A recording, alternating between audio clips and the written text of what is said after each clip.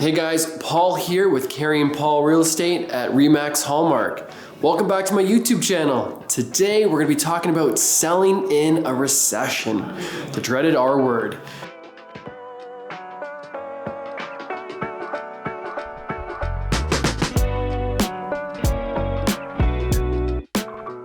So, I know there's a lot of anxiety, a lot of talk about what's happening in the market and where the direction of the market is going. My advice during this time, and if you have to sell during a recession, is, I use an analogy, stay. Right? And I'm gonna go through this with you now to give you advice on how to navigate this time. So my first stay is stay ahead of the market. So when it comes to pricing your property, or if you're on the market and repricing, it's important that the market is shifting. Whether it's 2% a month that's going down, but if you decide to list your property and you're basing it on what your neighbor sold, another house sold in the area a month ago, you could be behind the curve, and playing catch up puts you further behind. So when you list your house, make sure you're aggressive in your pricing so you can get it sold and get buyers through, because buyers right now that are looking for houses that are reflective of the new price. So number one, if your new listing price is important, the first 2 weeks are incredibly timely in terms of getting buyers through. So list price, really important to start with. And then if you have to reprice, making sure that it's aggressive enough to keep up with where the market's going.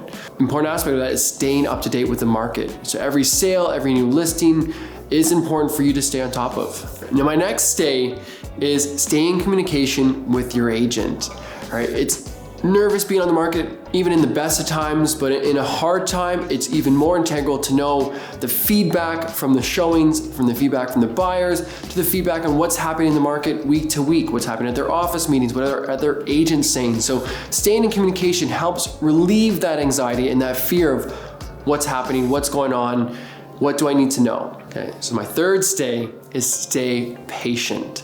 Now, I know we're all really used to properties going to the market and selling in the under 7 days or on the 7 days. It takes a little bit longer in this market, and you have to be prepared for that. It could take 30 days, 60 days to sell your home. So most important is don't get overwhelmed as soon as you list and say, what's happening, are we gonna sell? No, we have to stay calm, stay patient, and trust the process, and it will take a little bit longer. My stay number 4 is stay flexible. We're no longer in a seller's market, which means a lot of the power is in the buyer's hands. So this means be flexible with the closing date. If you have to accommodate a longer close for the buyer in order for them to sell their property, you may have to also stay flexible on the conditions in an offer. Home inspection, financing, those things are a little bit more nerve-wracking for the buyer to go through. So now they have the option to put that in their offer. And a new thing that we haven't seen in a long time is after home inspection, buyers requesting items to be fixed or repaired before closing. So these kind of flexibility can help you stay on top of selling your price for the best, not only the best price, but also making sure you get it sold. My last stay is stay optimistic.